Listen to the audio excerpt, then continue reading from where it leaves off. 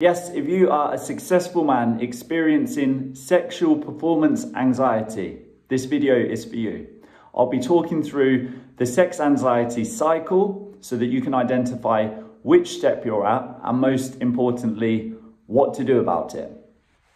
Before we go through that cycle, I want to say that if you listen to this and take on what I'm about to teach you, you'll know which stage you're at and where to go, what to do about it.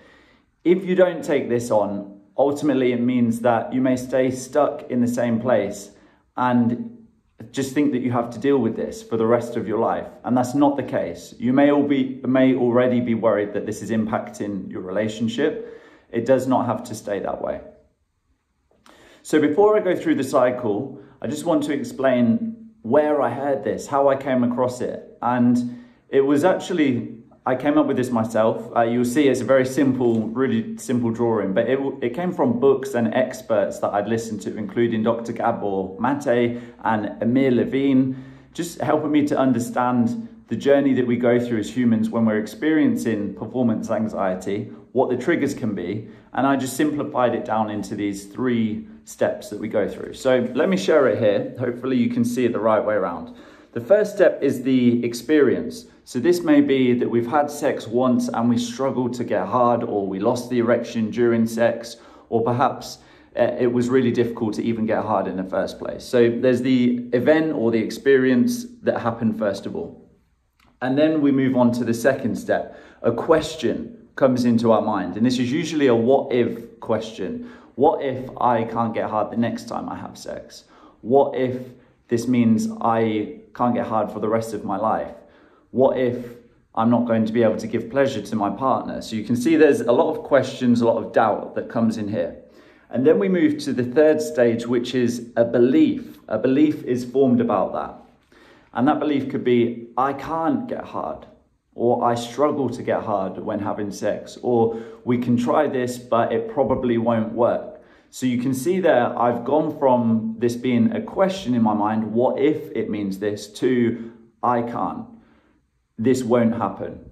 Move from a question to a belief. Hopefully that makes sense. And then we go back to the experience again. So we go back to having sex again, and because of that belief that we've gone into the experience with, it's the outcome that it's what we get, right? Because we're focusing on the fact that we won't be able to get hard, so we don't get hard.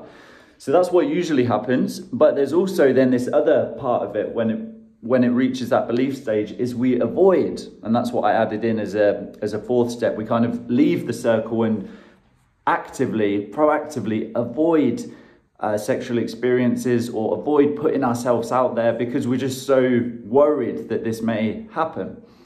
And when we're in that avoid stage, we basically just bounce back and forth between avoid belief. So for example, I avoid sex. Imagine that I avoided sex, and then my belief is I can't get hard when I have sex. And so I avoid sex, and I keep on reinforcing that belief that no, I'm not going to be able to do this. I'm always going to struggle with this. And you see we bounce back and forth between those two.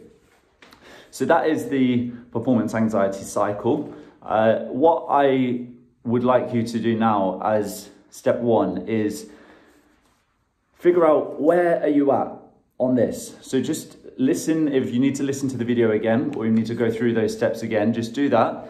So that's step 1, is to go through this again. Step 2 is then to write down which stage you're at. Okay, and that's it. It's as simple as that. So it's time now to do this, to stop the video, to write down which stage you're at: the experience stage, the question stage, the belief stage, or the avoid stage. So go and do this now, and how you will know that it's working is if it just makes sense to you, right? If you can clearly see, yes, that's the stage that I'm at, and these are the types of things that are going through my mind. If you have a question unanswered, I will leave my email in the comments below. Please drop me a message.